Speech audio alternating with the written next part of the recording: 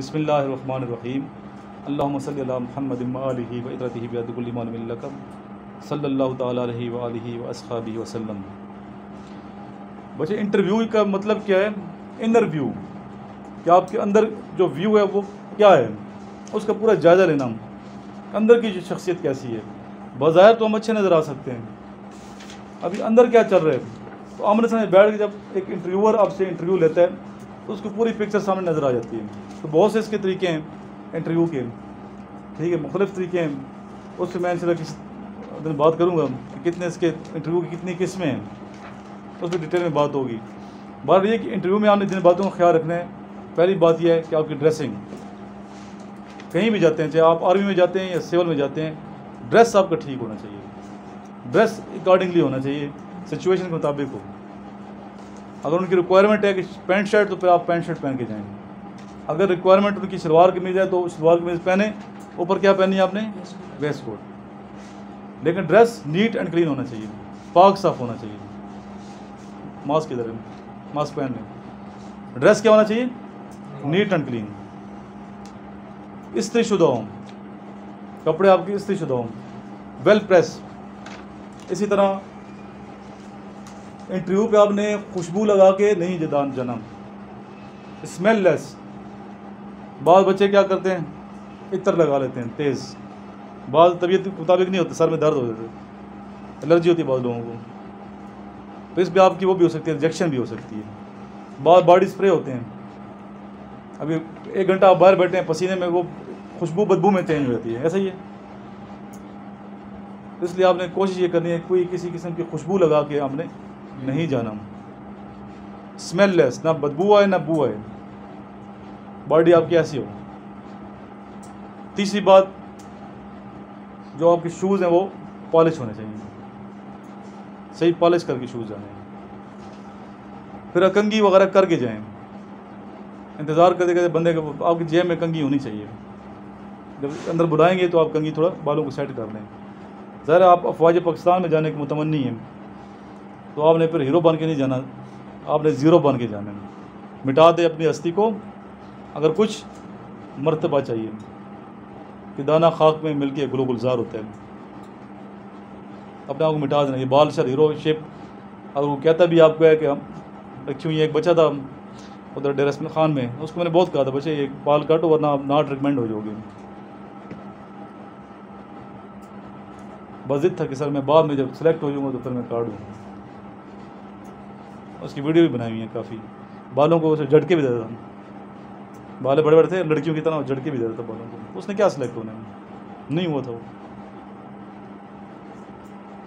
Cutting करा के जाने, आर्मी कटिंग, फौजी कट करा के जाओ। नाई को कहेंगे बार्बर को फौजी कट करें, उसे पता है कैसे करानी है। किसी अच्छे बार्बर से आपने फौजी कट करा के इंटरव्यू से पहले आपने फ्रेश कट करानी है।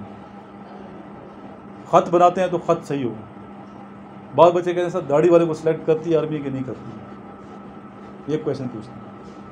सिलेक्शन से आपके साथ दाढ़ी का क्या ताल्लुक है? दाढ़ी रखना क्या सुन्नत है और वाजिब भी है। तो अल्लाह को नाराज़ करके आप जाओगे सिलेक्ट होंगे? अगर आपने सुन्नत के मुताबिक दाढ़ी रखी है, सुच्ची दाढ़ी है जो भी, और एक छोटी सी नौकरी के लिए अल्लाह की ज़ात को नाराज़ कर दिया है, सिलेक्ट होगी भी नॉट रिकमेंड में, सिलेक्ट होगी भी आप रिजेक्ट हैं। कि दुनिया का इतना डर है कि अल्लाह के हुक्म की अदूली कर दी है। ये काम नहीं करना। जितने मेरे सुनने वाले स्टूडेंट्स हैं, दाढ़ी रखी है नबी पाक की मोहब्बत में, अल्लाह के खौफ से, तो दाढ़ी रखे नहीं, लेकिन सोचिए वो फिर सुन्नत मुताबिक हो दाढ़ी। बाप बच्चे क्या हुआ, ऐसे थोड़ा बहुत उन्हें फैशन बना दें, दाढ़ियों को डिज़ाइन बना दो, वो तो रिजेक्ट होंगे ना। वो फिर उसी में आ जाता है कि ये बेचारा नाम नहाद किस्म का क्या है, ये हीरो है। तो हीरो जो बनते हैं वो बाद में ज़ीरो हो जाते हैं माशरे में। जो ज़ीरो बनते हैं वो हीरो बनते हैं। हीरो असल वो होता है जो माशरे के लिए जीता है, दूसरों के लिए जीता है, वो हीरो है। कामयाब वो है जो मेहनत कर रहे हैं मुसलसल। जो बंदा मेहनत कर रहा है वो कामयाब है। बड़े बड़े कोठियाँ बंगले बना देने वाला शख्स कामयाब नहीं है। बड़े बड़े रैंक्स पे पहुंच जाना ये कोई कामयाबी नहीं है। असल कामयाबी ये है कि हम ईमान के साथ जिएँ और ईमान के साथ दुनिया से चले जाएँ। ऐसा ही है, सेटिस्फेक्शन मिलेगी आपको। हर हवाले से सुकून मिलेगा। अगर अल्लाह की ज़ात को हर वक्त आपने मद्देनज़र रखा तो कोई नहीं देखता, अल्लाह देखते हैं। और आप अकेले हैं तो दूसरा कौन है? अल्लाह है। दो हैं तो तीसरा कौन है? अल्लाह है। तीन है तो चौथा अल्लाह है। सिलेक्शन किसने करनी है? अल्लाह ने। राज़िक़ खालिक कौन है? अल्लाह की ज़ात है।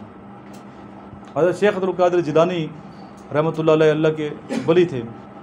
आपने फरमाया कि जब से मुझे ये पता चला कि रिस्क अल्लाह के हाथ में और मौत अल्लाह के हाथ में, तो मैंने डरना और परेशान होना छोड़ दिया।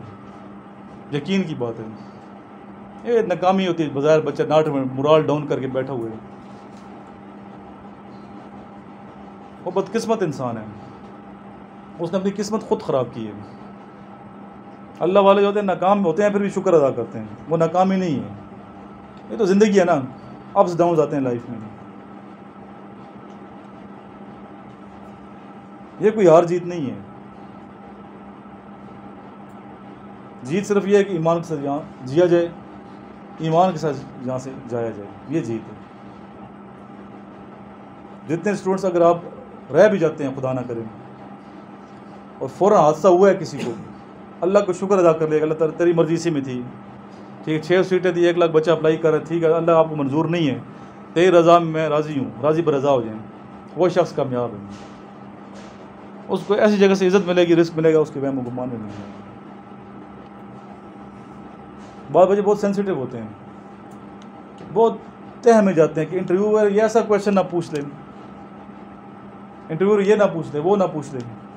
एक क्वेश्चन का जवाब आता है सही तो खुश हो जाता है, फिर थोड़ा टेंशन में देखता है उसको इंटरव्यूअर की नज़रों में आंखें फाड़ पड़ के, ठीक है क्या ऐसा सवाल ना आए जो मुझे नहीं आता। मुकम्मल ज़ात किसकी ज़ात है? अल्लाह की ज़ात है।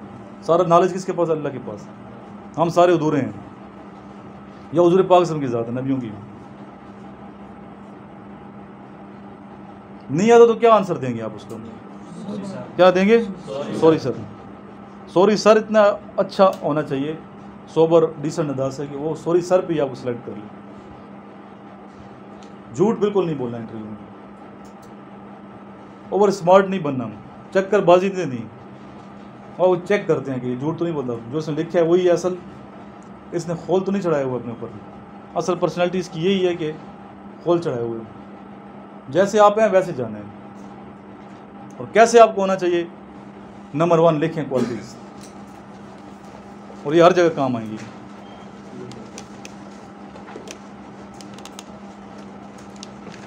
जाके ले और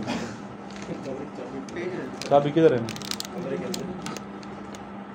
नंबर 1 लिखें। सबसे पहले आपने सच बोलना है। पहली क्वालिटी लीडर की क्या है? सच्चा होगा।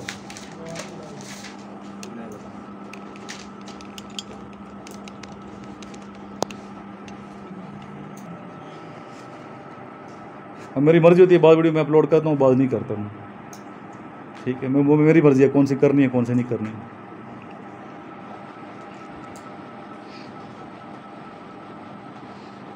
पहला क्या? ट्रूथफुलनेस, क्या? सच्चाई। सच्चाई वाला शख्स दलेर होता है। दूसरी खूबी क्या लिखेंगे? कर्जियस, दलेर होना चाहिए। खुदा करे वो बहादुर और बुज़दिल ना हो। परवीन शाकिर का शेर है। दलेर वही होगा जिसका ईमान अल्लाह की ज़ात पे मजबूत होगा।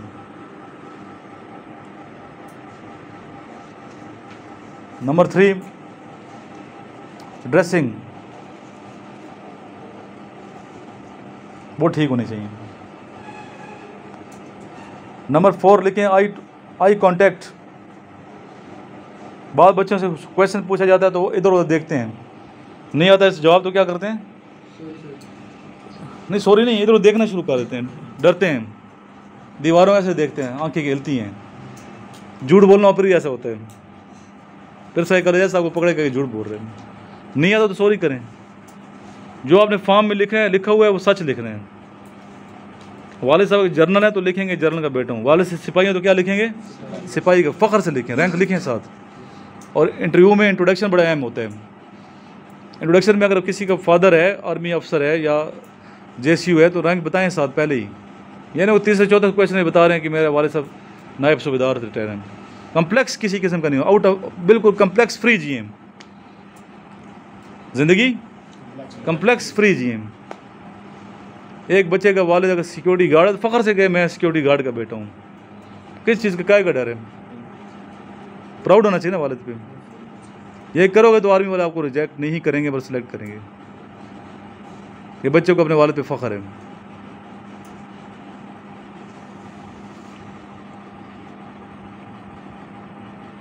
इसी तरह इंटरव्यू पे फिर आपने कॉन्फिडेंस दिखाना है। कॉन्फिडेंस बहुत ज़रूरी है एक लीडर के लिए।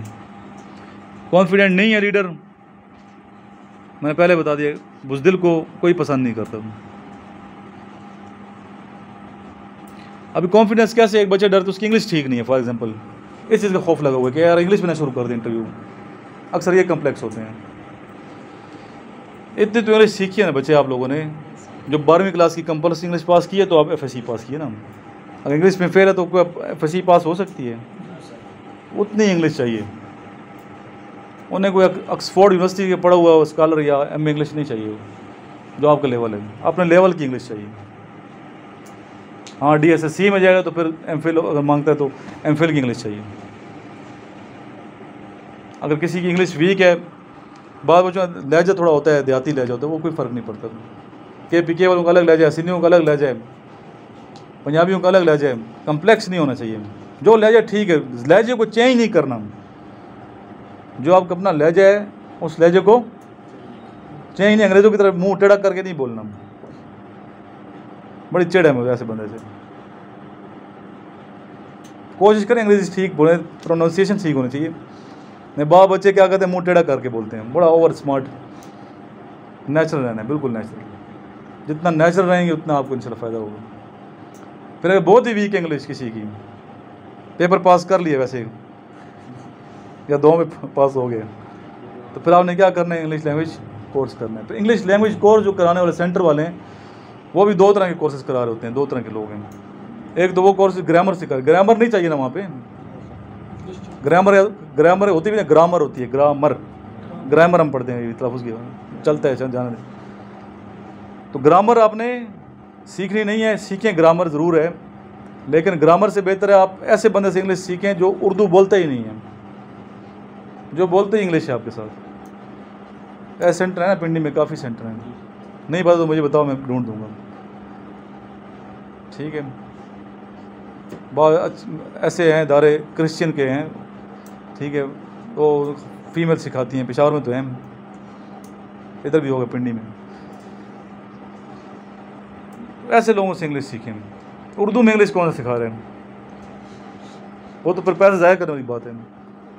एक बच्चा, उसका नाम नहीं ले रहा हूँ, 1 महीने से उसे इंग्लिश तो वो वहीं का वहीं खड़ा है, क्योंकि वहाँ भी क्या सीख रहे हैं, वो ग्रामर सीख रहे हैं। टेंसेस उसने शुरू की हुई है। वो टेंसेस के लिए अच्छी किताब, बच्चे पूछते हैं मेड इजी ले लो, सबसे आसान किताब जो है made easy, tenses made easy, parts of speech made easy, नहीं है तो सबके पास होनी चाहिए। बड़े अच्छे सलीस उर्दू में उनको सिखाए गए हैं। तो ये किताबें दोनों लेने हैं आप लोग। पार्ट्स ऑफ स्पीच, प्रीपोजिशंस वगैरह ये आपको आने चाहिए, अक्सर पूछते हैं, घर बैठ के भी आप सीख सकते हैं। तो फजूल अपना टाइम इंसान का कीमती होता है, इधर ज़ाया करने की ज़रूरत नहीं है। बाकी से यहाँ डिस्कशन करवाएंगे आप लोगों से, और इंटरव्यू के वाले से कोई क्वेश्चन तो मेरे से पूछ सकते हैं। काफ़ी लंबी बातें हैं इसमें, इंटरव्यू 5-6 घंटे भी मैं लेक्चर तो ख़त्म नहीं होगा। लेकिन किसी को कन्फ्यूजन है तो पूछ सके सर ये मेरा क्वेश्चन है, इसके बाद फिर हम नेक्स्ट करेंगे, अगले टॉपिक की तरफ आएंगे। जी यस, एनी क्वेश्चन? इंट्रोडक्शन में पूरा कैसे बच्चे इंट्रोडक्शन में सिंपल आपने कराना है, ब्रीफ इंट्रोडक्शन करवाना है, टू द पॉइंट करवाना है। Sir my name is, son of, father का नेम, 7 रैंक अगर वो फौजी हैं। आई हैव 2 ब्रदर्स 1 सिस्टर, जो भी जिसका है, ठीक है। I did matriculation from that institution, जिस भी इदारे से आपने मैट्रिक की है, विद 80% मार्क्स, ये जितने % नंबर लिए हैं, अच्छे लिए तो बताना है, बहुत गंदे नंबर लिए तो बताने की ज़रूरत नहीं है, वीक नहीं बताना। I did FSC from that college with city, पूरा कंप्लीट लिखना है, ठीक। I want to join Pakistan army, why, ये बड़ा अहम क्वेश्चन है। ऐसे मैंने काफ़ी डिटेल में बात की है आज एक बच्चे से, तो वही बात बतानी है जो हकीकत है। बात आई समझ? और आपका अगर कोई हॉबी है तो बता दोगे इंट्रोडक्शन में, मेरा ये हॉबी है, फारग वक्त में क्या करता हूँ ये बताएंगे। बहुत लंबी कहानी शुरू नहीं कर देनी इंट्रोडक्शन में, 10 मिनट शुरू हैं, और इतना भी ना हो कि FSC बच्चा पास है और 5 मिनट अपना इंट्रोडक्शन नहीं करवा सकता हूँ। याद करके जाना, इंट्रोडक्शन याद होना चाहिए। यस एनी क्वेश्चन पूछें एबटाबाद वाले में? नहीं है? अब सारे डाउट्स क्लियर होंगे यहाँ पे। कोई बच्चे डेमो भी होगा इंटरव्यू का, एक बच्चे का इंटरव्यू लिया जाएगा ताकि प्रैक्टिस हो, और हम सारे बच्चे टीम बनती है यहाँ पे, इंटरव्यूअर बन जाते हैं। कोई प्रेसिडेंट बन जाएगा ISV का, कोई डिप्टी प्रेसिडेंट बन जाएगा, कोई GTO बन जाएगा, कोई साइकोलॉजिस्ट बन जाएगा।